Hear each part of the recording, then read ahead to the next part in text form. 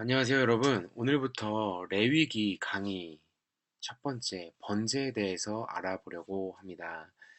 네, 여러분, 레위기 정말로 어렵죠. 레위기는 우리가 지난주에 살펴보았던 것처럼 레위기는 내 위기와도 같은 그런 성경이라고 할 수 있습니다. 그러나 여러분, 제가 여러분들이 그 어려워하시는 그 레위기를 조금이라도 쉽게 접근하실 수 있도록 최선을 다해서 도와드리도록 하겠습니다. 자, 레위기 번제, 그럼 바로 들어가 보도록 하겠습니다. 그럼 번제는 언제 드리는 것일까요? 그런데 성경에서 번제가 정확히 언제 드려라 라고 이야기하고 있지는 않습니다. 레위기를 한번 찾아보세요. 번제가 언제 드리는 건지 정확히 나와 있지가 않습니다. 혹시라도 찾으시면 저에게 말씀해 주세요. 제가 열심히 성경을 읽지 않아서 착각했을지도 모르니까 혹시라도 이렇게 나와 있지 않냐 저에게 얘기해 주시면 제가 선물을 드리겠습니다. 자, 그러나 성경 안에서 번제가 언제 어떻게 드려졌는지를 우리가 살펴보면 번제의 성격을 어느 정도 알 수 있을 것입니다. 그렇겠죠? 자, 번제를 드렸던 대표적인 인물이 있습니다, 여러분. 누굴까요? 네, 우리가 너무도 잘 알고 너무도 많이 들었던 아브라함이 번제의 대표적인 인물입니다. 아브라함이 번제를 언제 드렸을까요? 네, 그렇죠. 이삭을, 100세에 얻은 이삭을 하나님께서 너무나 야속하고 잔인하게 그 아들을 번제로 드리라고 말씀하셨습니다. 자, 이러한 하나님께서 아브라함에게 번제를 드리라고 하셨을 때 우리는 그 번제의 성격에 대해서 어느 정도 알 수 있을 것입니다. 하나님에 대한 완전한 희생과 충성, 그리고 감사 정도로 우리가 추측해 볼 수 있지 않을까 판단이 됩니다.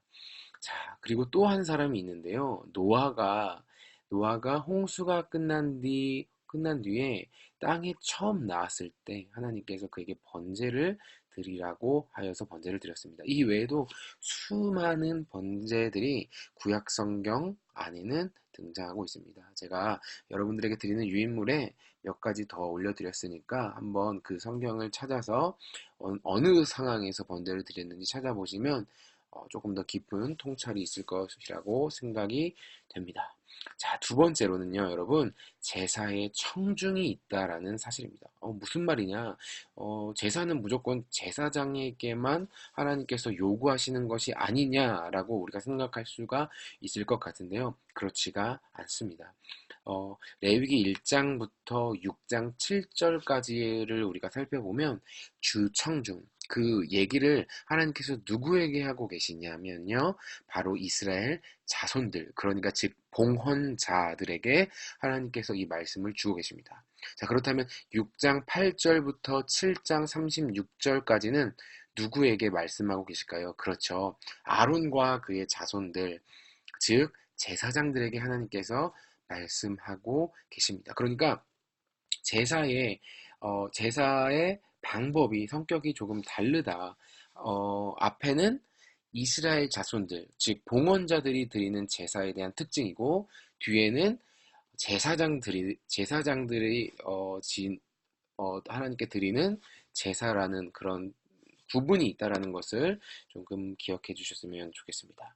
여러분, 세 번째는요, 제사 행위들. 우리가 제사 행위들이 굉장히 복잡한데 그 행위들 하나하나에 대한 의미들이 있습니다. 그 의미들을 조금 살펴보려고 하는데 그 의미들을 다 살펴볼 수는 없습니다. 제가 다 살펴보면 좋겠지만 아주 핵심적인 중요한 부분들, 영적인 의미들을 살펴보려고 합니다. 그 전에 여러분들이 해주셔야 될 것이 있는데 지금 잠깐 영상을 멈추시고 레위기 1장을 천천히, 별로 길지 않아요.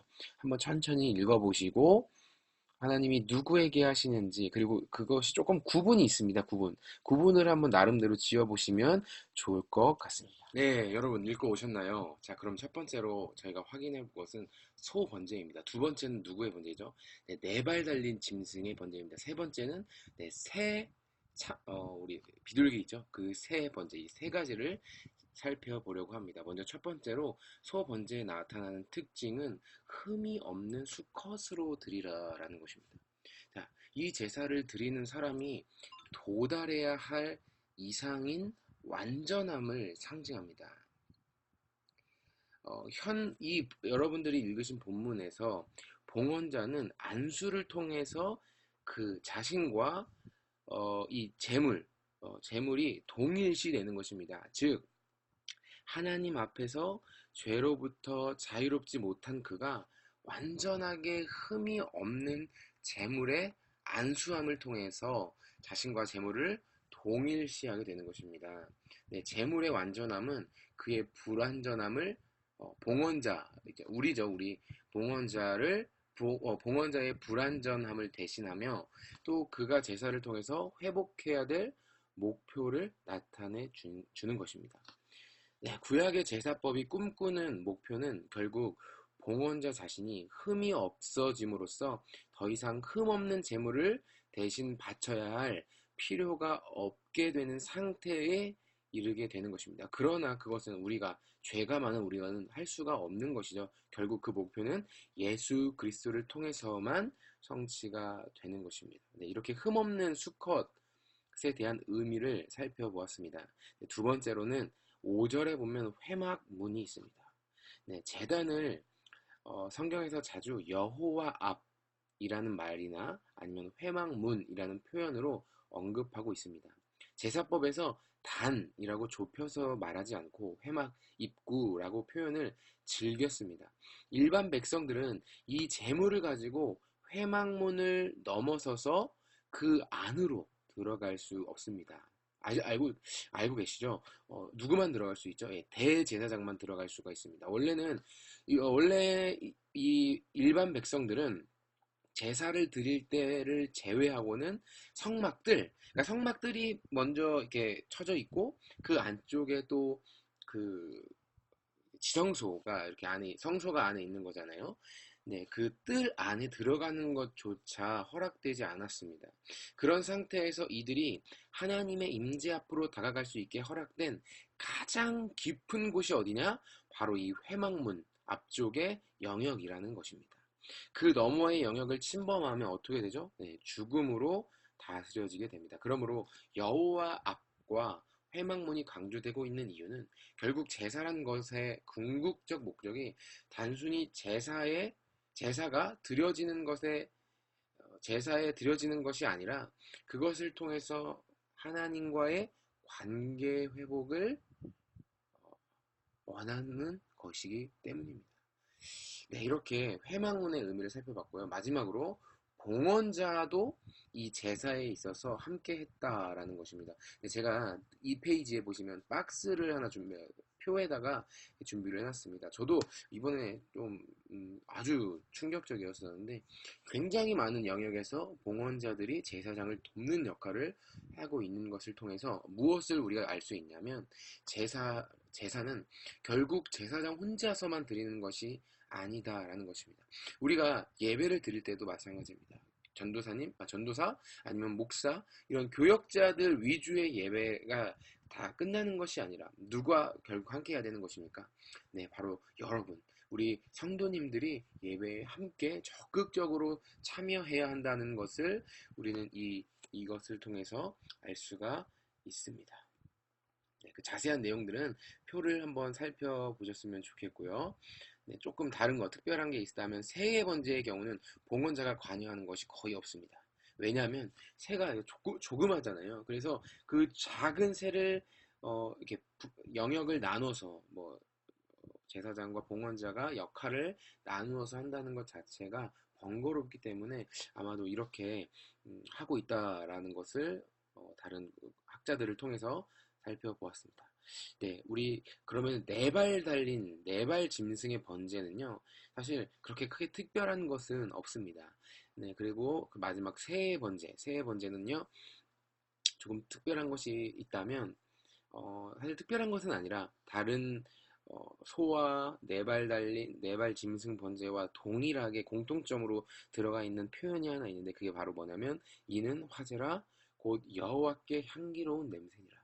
여러분 소고기가 냄새가 많이 날까요? 아니면 이 비둘기 고기가 냄새가 많이 날까요? 아무래도 크니까, 면적이 크고 하니까 먹을 것도 많은 소나 네 발 달린 짐승의 향기가 더 많이 날 거라고 생각을 합니다. 그러나 하나님께서는 아주 그 작은 새, 비교해보면 작은 새조차도 하나님께서는 향기롭게 그 냄새를 흠향하셨다라는 것을 알 수가 있습니다. 작은 새는 누가 드렸나요? 그렇죠.